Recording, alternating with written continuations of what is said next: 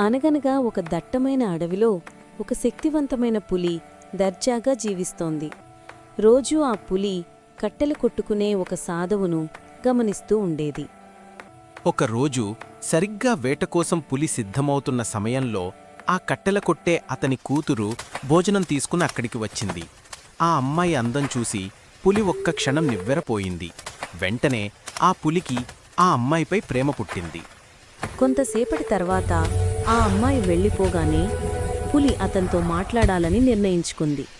చెట్ల చాటు నుండి బయటకు వచ్చి నెమ్మదిగా కట్టెల కొట్టేవాడిని సంబోధించింది. పులిని చూడగానే అతనికి భయం పట్టుకుంది. నన్ను చూసి భయపడకండి. నేను మిమ్మల్ని ఏమీ చెయ్యను. మీ అమ్మాయి నాకు చాలా నచ్చింది. మీరు ఒప్పుకుంటే నేనామెను పెళ్లి చేసుకోవాలనుకుంటున్నాను. కట్టెల కొట్టేవాడు భయంగా కాని తెలివిగా ఆలోచిస్తూ, నాకూ ఇష్టమే, కాని మా అమ్మాయికి మీ కోరలు, మీ పదునైన గోళ్లు చూస్తే భయం వేస్తుందేమో, పెళ్లికి ఒప్పుకోదేమో. ఆహా, అంతేనా? నా ప్రేమ కోసం నేను దేనికైనా సిద్ధం. నా ప్రియురాలి కోసం నేను ఈ కోరలు గోళ్లు తీయించేస్తాను.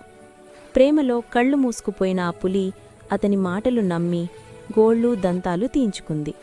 గోళ్లు దంతాలు లేని పులిని చూస్తే ఇంకెవ్వరికీ భయం ఉండదు కదా. పులి నిస్సహాయంగా మారగానే కట్టెలు కొట్టేవాడు అసలు రంగు బయటపెట్టాడు. కర్రలు, రాళ్ళు, చేతికందిన ప్రతి దానితో పులిని కలిసి తరిమి తరిమి కొట్టాడు. ఆ దెబ్బకు ఆ బాధకు తట్టుకోలేక గాయపడిన పులి అడవిలోకి పారిపోయింది. ఆ రోజు నుండి ఆ పులి మళ్ళీ ఏ మానవుడి దరిదాపులకు కూడా వెళ్ళలేదు.